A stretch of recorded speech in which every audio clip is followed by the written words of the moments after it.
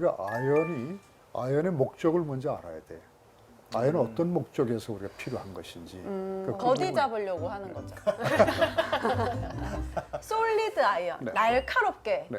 송곳처럼 치려고 제가 하는 거죠. 저는 뭐 프로답게 한번 얘기해 보려면 내가 좋아하는 라이에 갖다 놓을 수 있는 정확도?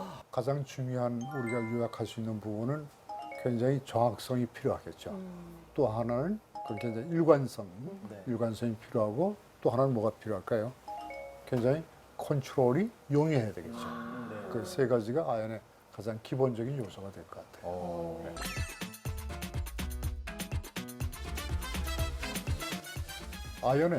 아연 부분은 우리가 방향을 결정하는 굉장히 중요한 요소 중에 하나는 그러니까 클럽이 만들어져 있는 라이각이라는 거예요. 아, 그러니까 클럽의 밑에 솔과 샤프트하고 이루어지는 각도에 네. 그 각도에 따라서 방향이 크게 변하기 때문에 되게 일반적으로 우리가 잘못 생각해서 키가 얼만큼 크냐에 따라서 내 라이각이 결정되는 건 아니에요. 우리가 방향이 결정되는 거는 키에 따라서 결정되는 게 아니라 임팩트되는 순간의 각도에 따라서 변하는 거죠. 네. 그건 어떤 사람들은 임팩트되는 순간에 일어서는 사람도 있고 어떤 사람들은 임팩트되는 순간에 주저앉는 사람도 있고 그러면은 주저앉게 된다면은 어떤 헤드의 토 부분이 앞으로 올라가기도 하고 내려가기도 하고 여러 가지 형태의 샷을 여러 가지 형태로 하는 거죠. 그런데 그 각도는 정말 굉장히 다양한 각도가 돼야 될 텐데 만들어진 클럽은 한 가지밖에 없는 거죠. 그러니까 한 가지밖에 없는 클럽을 그 형태에 맞게끔 내가 자꾸 적용해 가는 건데 그런 부분도 있겠지만은 굉장히 쉽게 그 부분을 이렇게 수정할 수가 있겠죠. 머슬백은 굉장히 어느 한쪽 사이드로 중량이 쏠려 있는 거죠. 그래서 무게를 우리가 관용성을 뛰어나게 하려면은 우리가 저걸 볼 수 있었잖아요. 그 드라이버의 퍼시먼. 네. 그 무게가 가운데 중심에 쏠려 있지만은 티타늄은 어떻게 돼 있어요? 가운데가 다 비어 있죠. 네. 무게가 어떻게 바깥으로 돌아가 있죠. 네. 바깥으로. 그게 관용성이 큰 거거든요. 그런데 조그만 아이언을 가지고도 무게 배분을 어떻게 하느냐는 얘기예요. 무게 배분을. 그래서 주변에다가 많이 돌리면 돌릴수록 관용성이 뛰어나서 방향성이 뛰어난 거죠. 예를 들어서 이런 형태의 클럽은 무게가 일로 쏠려 있는 거죠. 그런데 만약에 주변에 무게를 하려면 이쪽 부분이 두꺼워지겠죠. 이렇게 크게 나와서. 그러면 어떻게 되겠어요? 무게가 다 고루고루 분포가 될 수 있겠죠. 네. 이게 그거죠. 제가 좋아하는 거. 머슬? 맞죠? 이거잖아요. 머슬. 맞죠? 네. 이걸 좋아하는 게 아니라 이걸 치는 거예요. 머슬.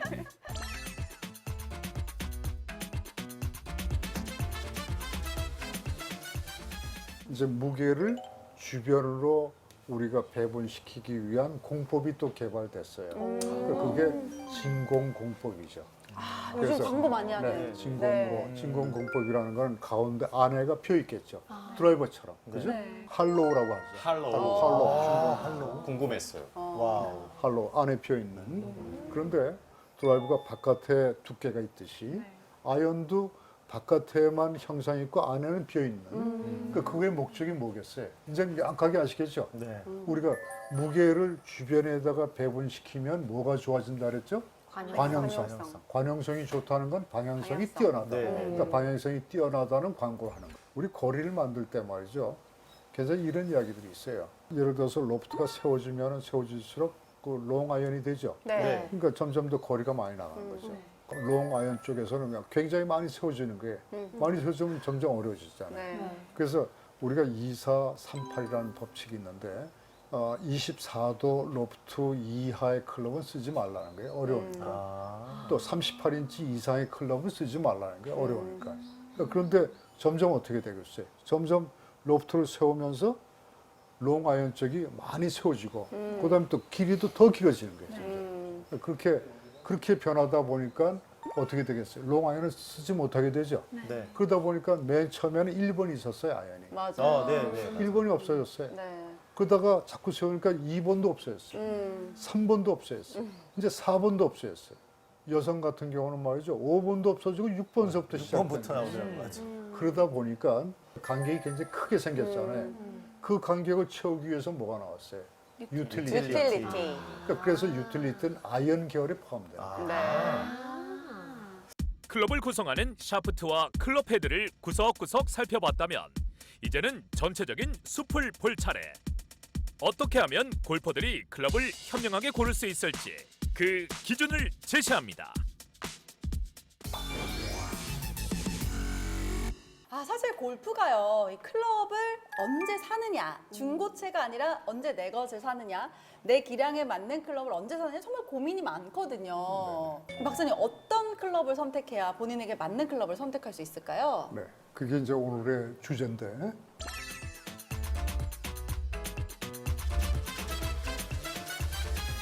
제일 첫 번째 기준은 여러분들이 다 각자 스윙을 했을 때 스윙 스피드를 가지고 계시죠. 네. 그 스윙 스피드에 적합한 클럽의 샤프트를 선별하는 게 굉장히 중요한 거죠. 샤프트 강도? 네, 그 샤프트의 강도죠. 그 샤프트의 유연성은 우리가 어떻게 표시하죠? 되게 플렉스가 L이다, A다, R이다 이렇게 하죠. 네네, 알아요. 네. 그런 플렉스를 먼저 결정하는데 그 플렉스에 대한 범위는 너무 넓기 때문에 좀 더 디테일하게 들어가기 위해서는 CPM이라고 하는 진동수가 어느 정도가 되는 게 좋겠다 하는 부분에 좀 관심을 갖는 게 좋으실 것 같아요. 저희는 그냥 L. 맞아요. 여자들은 L, 남자들은 R, 힘 S. 좋으면 S 이렇게 가잖아요. 그거 말고 CPM. 그렇죠. 좀 더 세분화해서 좀 더 세분화하게 된다면은 좀 더 정교하게 접근할 수 있겠죠. 되게 일반적으로 가장 그 샤프트에서 중요하게 보는 부분 중에 하나가 그 유연성이죠. 그 유연성이라고 하는 부분이 결국 휘어짐에 대한 부분인데 그 휘어짐에 대한 부분으로 우리가 표시를 어떻게 하죠? 체가 그렇죠. 플렉스. 플렉스? 그렇죠. 플렉스. 플렉스가 플렉스라고 하는 표현을 하고 그 플렉스라고 하는 표현을 L 플렉스, A 플렉스, R 플렉스, SR 플렉스, S, X 이렇게 6가지로 이렇게 구분했잖아요. 이 6가지의 구분은 너무나 좁은 간격이에요. 그러니까 L 플렉스에서부터 X 플렉스까지를 어떤 경우에는 100등분 내지 150등분을 해요. 그러니까 그런 부분 때문에 많은 오류가 범해지고 있어요. 우리 홍라실 기상 그 캐스터는 네. 키가 얼마죠? 저요? 171 정도 됩니다. 굉장히 크시군요. 제가 이겼네요. 그 조마조마하셨나요? 영재 씨발 때도 조마조마하시던데. 네, 홍라실 씨께서 이렇게 대답하는 거예요. 제 키는 150cm에서 200cm 사이라고. 그렇게 이야기하면 그게 맞는 거예요? 틀린 거예요? 의도가 무엇인지 모르겠는데. 범주에 들어가 있죠? 범주에 들어가 있죠. 범죄 들어가죠. 네. 미디움 사이즈 뭐 이렇게 들어가는 거죠. 150에서 200 사이가 되는데 네. 그게 범주에는 들어갔지만은 150cm인 사람과 200cm인 사람을 같은 그룹에다 넣는 건 타당하지가 않죠. 격차가 너무 큰데요? 그래서 그거를 사실 따진다면은 150에서 160, 160에서 170, 170에서 180 이렇게 구분해야 되겠죠. 근데 그렇지 않고 굉장히 큰 범주로 할 수밖에 없는 거는 제조사의 문제점 때문에 굉장히 넓은 범위가 되는데 정확한 개인 한 데이터 값을 가지고 있잖아요. 그렇죠? 171이라고. 그렇죠. 여긴 버려도 되죠. 네. 170 넘으니까. 저희 챙겨야 171이라고 되거든요. 하는 171이라고 하는 데이터 값을 갖는 1대1 대응 값이에요. 그게 본인의 1대1 대응 값인데 우리가 플렉스에 대해서 바라보는 시각은 1대1 대응 값이 아니죠. 그쵸. 1대 굉장히 넓은 범주가 되는 거죠. 그래서 1대1 대응 값으로 우리가 하려고 한다면은 플렉스의 개념을 이해하는 게 아니라 CPM이라고 하는 강도에 대한 수치를 이해하는 게 그게 1대1 개념이 될 수 있겠죠. 네. 저희한테 어떤 이런 분이 오신 적이 있어요. 세 분의 여성이 오셨어요. 세 분의 여성이 오셨는데 그 클럽을 봤는데 전부 똑같은 회사 거였어요. 인기 제품. 네. 세 분의 여성의 플렉스는 LLL이었어요. 그러니까 스윙 스피드를 우리가 체크해 봤더니 맨 처음 분은 스피드가 50마일이었어요. 시속. 두 번째 분은 60마일. 그다음 세 번째 분은 80마일. 와. 50마일, 60마일, 80마일 대 스피드를 갖고 있는 분이 똑같은 레이디니까 그 L 플렉스를 가지고 있는데 첫 번째 분과 두 번째 분에 대한 반응은 이 클럽이 자기한테 너무 버겁다. 80마일의 스피드를 하는 사람은 자기가 너무 이거는 낭창거린다 하는 표현을 한 거예요. 그러니까 이게 우리가 그 샤프트의 플렉스에 대한 분류 때문에 발생하는 문제점 중에 하나죠. 네. 저희가 클럽 살 때 샤프트 강도부터 가장 먼저 정하잖아요. 네. 그런데 되게 고급스러운 단어로 CPM을 이제 얘기하는 딱 정리가 되는 것 같아요. 네. 네. 그럼 나만의 CPM을 찾으면 되는 거죠? 그렇죠. 어.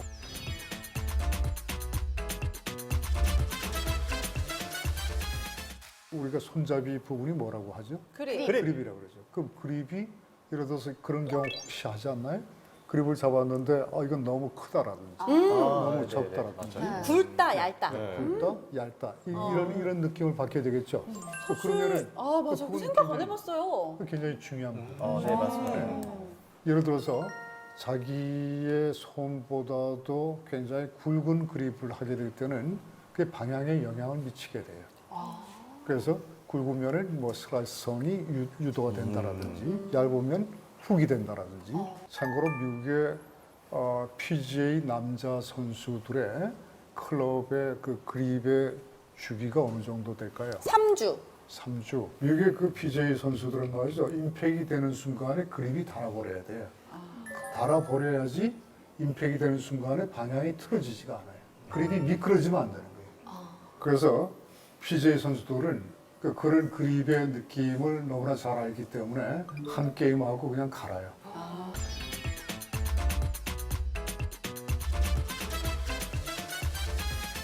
여러분도 이제 제가 말씀드리면 다 그렇구나 하고 아실 텐데 클럽의 길이에요. 클럽의 길이. 네, 클럽의 근데 길이가 질문하실까봐 좀 무섭다. 미나 씨는 드라이버 거리 길이가 그쵸. 어드레스 할 때 기준이 아니라 어드레스 아니라? 할 때 기준이 아니라 임팩이 되는 순간에 그 대부분의 그 샷들은 좀 이렇게 조금씩 일어서게 되죠. 그러니까 일어서게 돼서 그 샤프트가 임팩되는 순간에 샤프트하고 지면하고 이루어지는 각도가 라이각이 되는데 그 라이각이 굉장히 적합하게 유지가 되게끔 되는 그 샤프트의 길이가 굉장히 중요한 거죠. 예를 들어서 어떤 사람들은 굉장히 업라이트가 돼버리죠. 업라이트가 앞이 많이 들리고 네. 그럴 때는 그 클럽의 길이가 굉장히 긴 편이에요. 또 그 너무 세워진다고 한다면 짧은 편이고 그래서 그와 같은 그 성향을 파악해서 클럽의 길이를 구한다면은 굉장히 유리한 부분이 되죠.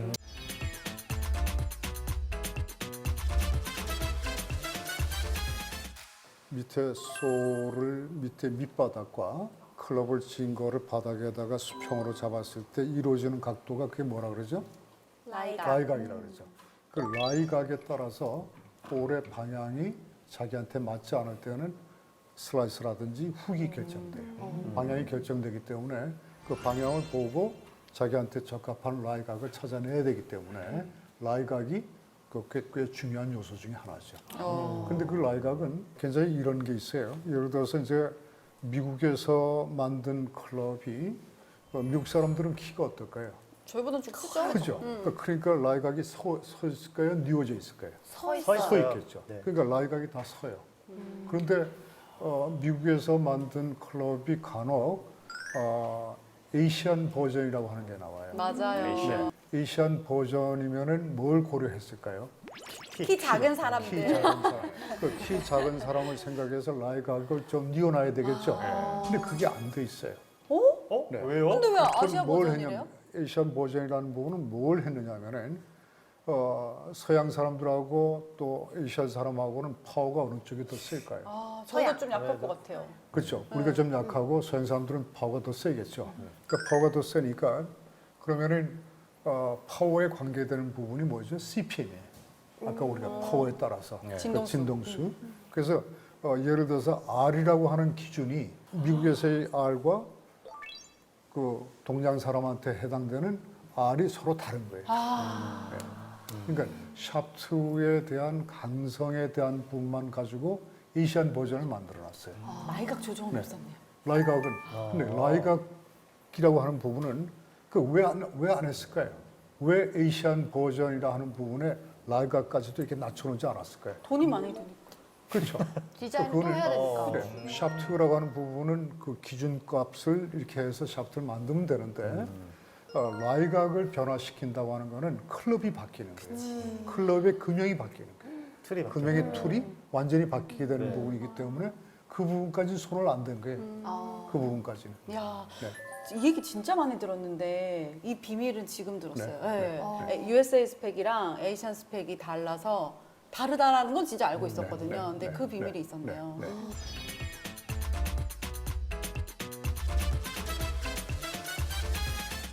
다섯 번째 기준은 여러분들이 그 샷을 할 때마다 전부 다 발사 각도가 다 틀린 거를 경험하겠죠. 그렇죠. 네. 네. 본인의 타법에 따라서 다 틀려질 수 있겠고, 그럼 그거를 결정할 수 있는 뭐 샤프트에도 영향이 있고 여러 가지 있겠지만 가장 직접적으로 영향을 미치는 부분이 로프트예요. 로프트. 이게 굉장히 어려운 것 중에 하나가 우리나라 사람들은 말이죠. 골프를 어느 정도 하면은 로프트를 낮춰야 되는 게 좋다고 생각해요. 그러니까 9.5도 치는 게 남자고 10.5도를 치면 초보자인 줄 네. 알죠. 맞아요. 또 샤프트도 마찬가지예요. 샤프트 부분도 어느 정도 골프를 치면 SR 이상 정도는 쳐야 된다고 생각해요. 살짝 가리더라고요. 허세의 상징이 X거든. 그러니까. 그리고 어떤 분은 뭐죠? 이분한테 굉장히 적합한 탄도라든지 그런 게 13도예요. 그 13도인데 13도를 가지고 나오면 다른 친구들이 야, 인마, 왜 너 마누라 거 들고 나왔냐? 뭐 이렇게. 네, 그런 자기한테 적합한 각도를 찾아가는 게 굉장히 중요한 거죠. 네.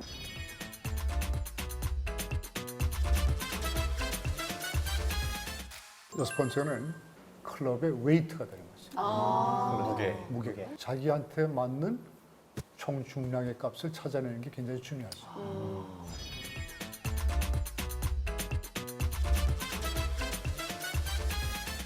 마지막으로 우리가 그 클럽 선택의 기준이 되는 가장 중요한 부분이 클럽의 관성 모멘트입니다. 그러니까 제가 아까 무게를 어떻게 알 수 있나요 했는데 이 관성 모멘트랑 관련이 있는 거군요. 그 관성 모멘트가 결정되는 많은 요인들이 있거든요. 그 안에는 무게라고 하는 부분도 있고 또 그다음에 가운데 샤프트가 있고 이쪽에 그립이 있고 저쪽에 헤드가 있겠죠. 그거를 어떻게 무게가 분포되어 있는지 이 관성 모멘트라고 하는 건 말이죠. 단순하게 그냥 클럽의 무게는 그냥 단순한 데이터에 불과한데 관성 모멘트라고 하는 건 실제 이 클럽을 가지고 스윙을 했을 때 이 스윙을 방해하는 힘의 크기가 얼만큼 되느냐. 그러니까 그걸 측정한 거예요. 방해하는 스윙을. 그 스윙에 그러니까 예를 들어서 관성 모멘트가 크면 클수록 스윙을 방해하게 되는 거죠. 헤드 쪽에 무게가 많이 쏠려 있는 거가 필요한 사람도 있겠고 네. 어떤 사람들은 헤드 쪽에 무게가 가벼워야 되겠고 헤드 쪽에 많이 쏠려 있으면은 스윙 웨이트가 D라고 하는 문구를 쓰고 있어요. D라고. 그다음에 D 앞에는 C가 되고 C. 그다음에 B, B. 그다음에 A. A. 그러면 예를 들어서 타이거 우즈가 스윙 웨이트가 D4를 쓰고 있어요. 이쪽이에요? D4를. 네, D4를. 오. 그런데 여성이 D4를 쓴다면 어떻게 되겠어요? 넘어질 수도 있는 거 아니에요? 굉장히 스윙이 어렵게 되겠죠. 다치죠. 스윙이 굉장히 어렵게 되죠. 네. 그러니까 D가 아니라 C라든지 B가 돼야 되겠죠. 그래서 여자들은 이쪽으로. 그렇죠. 네. 여성들은 클럽이 D로 돼 있는 클럽은 없죠.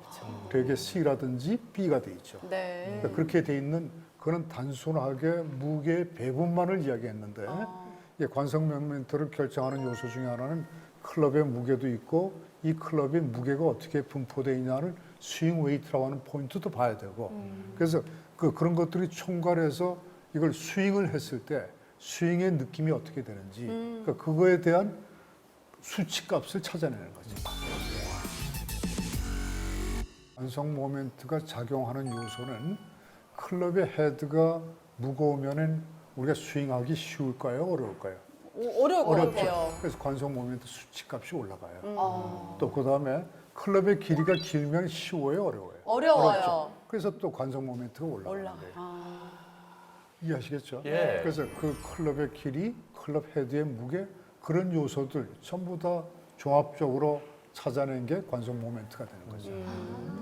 이 앞에 나와 있는 수치값이 MOI라고 하는 모멘 오브 이너시아라고 하는 관성 모멘트의 수치값이 나오고 또 그다음에 스윙 웨이트 무게 분포는 이게 C인지 B인지 A인지 하는 게 나와 있고 네. 그다음 그 토탈 웨이트는 또 몇 그램이고 그러니까 그거를 한꺼번에 잴 수 있는 장비들이 이렇게 개발이 된 거죠. 네. 이렇게 자기에게 맞는 채를 선택하게 되면 어떤 동작이나 어떤 효과를 좀 볼 수 있는 건가요? 그러니까 이제 우리가 이제 특히 아이언에서 본다면은 네. 아이언의 같은 경우는 우리가 어떠죠? 아이언의 샷은 하나의 샷을 하라고 하잖아요. 네. 그러니까 하나의 샷을 하기 위해서는 이 관성 모멘트라고 하는 수치값을 하나로 고정시켜 놓는 거예요.